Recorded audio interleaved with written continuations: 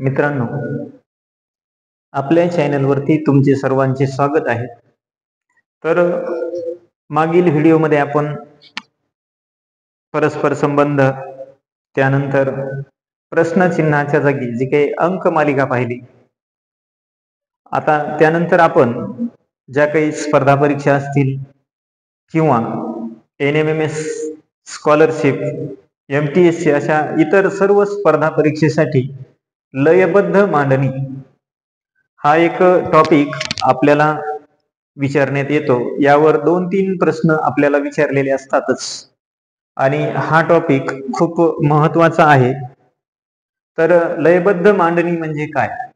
तर आपल्याला प्रश्नामध्ये की अंकाची किंवा अक्षरांची एक लयबद्धपणे मांडणी केलेली असते आणि एका कर्मामध्ये ती मांडणी असते आणि कर्माने मांडणी केल्याच्या नंतर त्याला एक लय निर्माण होतो, म्हणून त्याला लयबद्ध मांडणी असं म्हटलं जातं.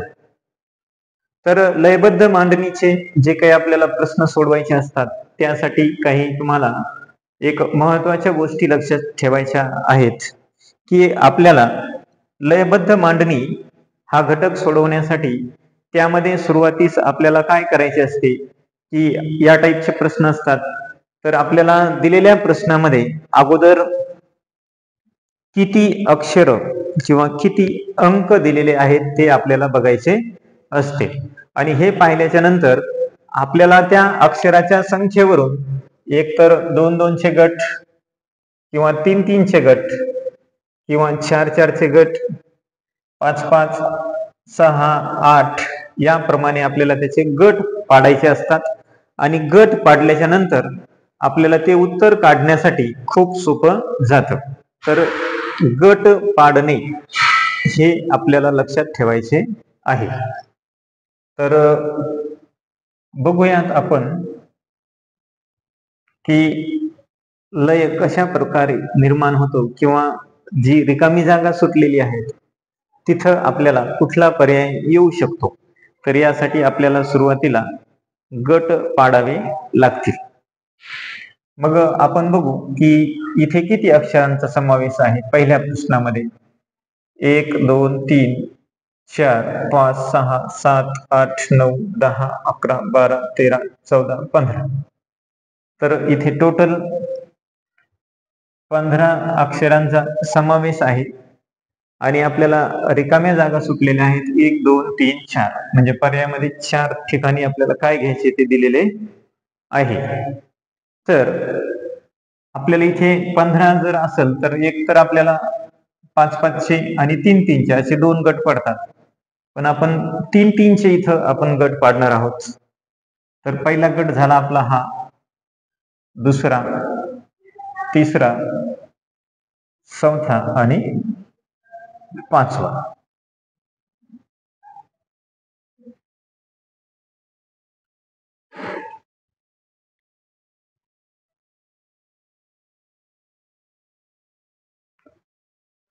तर आपण 3-3 चे गट पाडल्याच्या नंतर आपल्याला ऑलरेडी 2 गटामध्ये अंक सारखे अक्षर सापडलेले आहेत, DEF आणि DEF. यावरून आपल्या लक्षात येईल की इथं आपलं डी इथे यायला पाहिजे. म्हणजे डी आपल्याला तिकडे प्रत्येकामध्ये पहिलं डी आहे, त्यानंतर इथं आपल्याला डी आणि ई येतं. काय येतं? डी आणि ई, आणि इथं येतं एफ. म्हणजे DDEF असा आपला ऑप्शन येईल. DDEF म्हणजे 2 नंबरचा आपला पर्याय आपल्याला सापडला. तर अशा प्रकारे गट पाडल्याच्या नंतर ते लवकरात लवकर आपल्याला सापडत असतं. आता दुसऱ्यामध्ये आपण सुरुवातीला अक्षर मोजून घ्यायचे. तर हे 3 आणि 3 6 आणि 3 9, 3 12 आणि 3 15 आणि 3 18, की आपल्याकडे इथे 18 अक्षरे आहेत. तर इथं आपल्याला 3 किंवा 6 चे गट पडू शकतात. जर आपण 3-3 चे गट पाडले इथं सुद्धा, तर हा एक 3 चा झाला, 2, 3, 4, 5 आणि एक 6. तर हे 6 गट पडले. तर आपल्याकडं इथं सुद्धा जसं इथं आपल्याला 2 सापडले तसे इथं सापडले ZXP आणि PXZ. हे पहा, ZXP आणि PXZ इथंच उलट झालेलं आहे.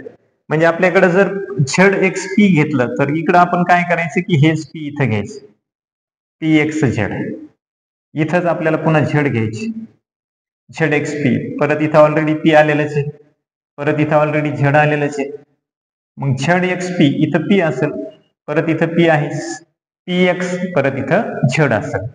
तर आपण आता कुठले कुठले अक्षर इथे ऍड केले तर P Z, P Z, P Z, P Z असं आपल्याकडं तिसऱ्या ऑप्शन मध्ये दिलेलं आहे. तर 3-3चे गट पाडल्याच्या नंतर आपल्याला पी झेड हे मिळतं.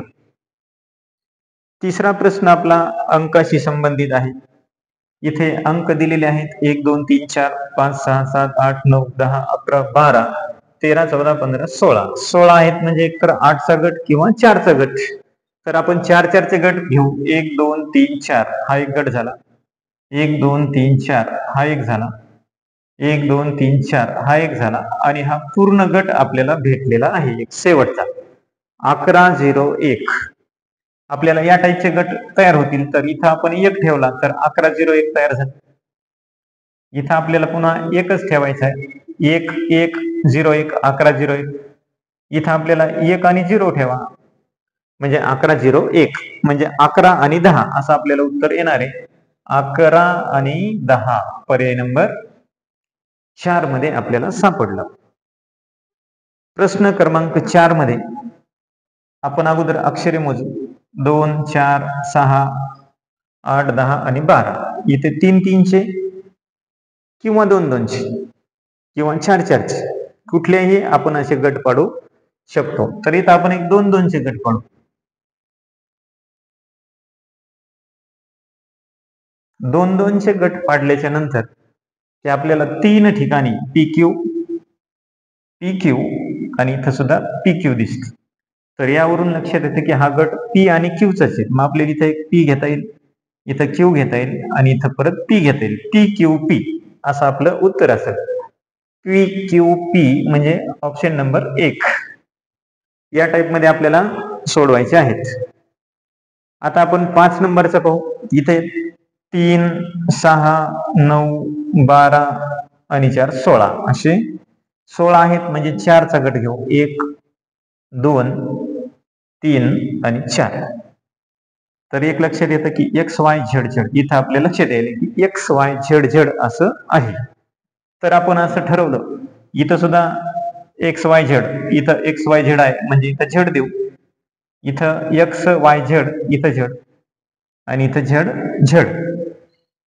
तर आपल्याकडे झेड झेड एक्स झेड आणि परत Z, Z Z x Z आणि परत झेड म्हणजे ऑप्शन नंबर 1 आपल्याला उत्तर मिळालं. आता आपल्याकडे 5 नंबर झाला. आता 6 नंबर मध्ये परत अक्षर मोजू. 4 6 8 10 2 12 आणि 4 16. इथे सुद्धा 16च आहेत म्हणजे 4चा गट करू. 1 2 3 4 1 2 3 4 आणि हे घेतला लास्ट DCBA. DCBA जर असं पाहिलं तर हा गट आणि हा गट आपल्याला सारखा दिसतो आणि पहिला आणि तिसरा आपल्याला जवळपास ABAB सारखं दिसतं. इथं डी आलेलं आहे म्हणजेच इथं ABCD तयार झालं आणि उलट केलेलं दिसतं की DC म्हणजे इथं B आणि A, ABCD म्हणजेच DCBA अशा प्रकारे आहे रचना झालेली आहे. मग CBCD असं आपलं उत्तर आहे. CBCD म्हणजे ऑप्शन नंबर 2. तर आपल्याकडे आता पुढील 7वा प्रश्न आहे. आपल्याकडे तिथे अंक आहेत आपल्याला. तर यामध्ये 4 3 7 2 9 3 12 आणि 3 15. तर आपण इथं 3-3चे गट करू. 15 असल्यामुळं हा एक गट झाला, हा 2 झाले, हा 3, हा 4 आणि हा 5. तर या 5 गटामध्ये आपल्या एक थोडक्यात जर इथं पाहिलं आपण तर 1 आणि डबल 2 आलेला आहे. इथं सुद्धा 1 आलेला आहे, इथंही 1 आलेला आहेच, इथंही 1 आलेला आहे म्हणजे इथं 1 घेऊन टाका. आणि इथं 6 6, इथं 5 5 म्हणजे इथं 4 4 असायला पाहिजे आणि इथं 3 3 असायला पाहिजे. मग आपल्याकडे काय भेटलं आपल्याला तर 3 3 4 3 3 4 आणि 1 33 41 असं आपलं पर्याय क्रमांक 4. तर अशा प्रकारे आपल्याला लयबद्ध मांडणी करण्यासाठी फक्त एक व्यवस्थित गट पाडायचे आणि गटावरून आपण ठरवायचे की आपल्याला काय करता येईल. आणि गट 3-3 किंवा 4-4 चे पाडल्याच्या नंतर सहज उत्तर आपल्याला मिळतं, कारण ऑलरेडी कुठल्या तरी गटामध्ये आपल्याला कशी सिक्वेन्स घ्यायची हे दाखवलेलं असतं. तर हा व्हिडिओ लयबद्ध मांडणीचा तुम्हाला कसा वाटला कमेंट मध्ये कळवा, लाईक करा, जेणेकरून पुढील तुमच्यासाठी आपण व्हिडिओ बनवण्यासाठी मला एक स्फूर्ती मिळेल. आणि चॅनलला सबस्क्राईब करा. धन्यवाद.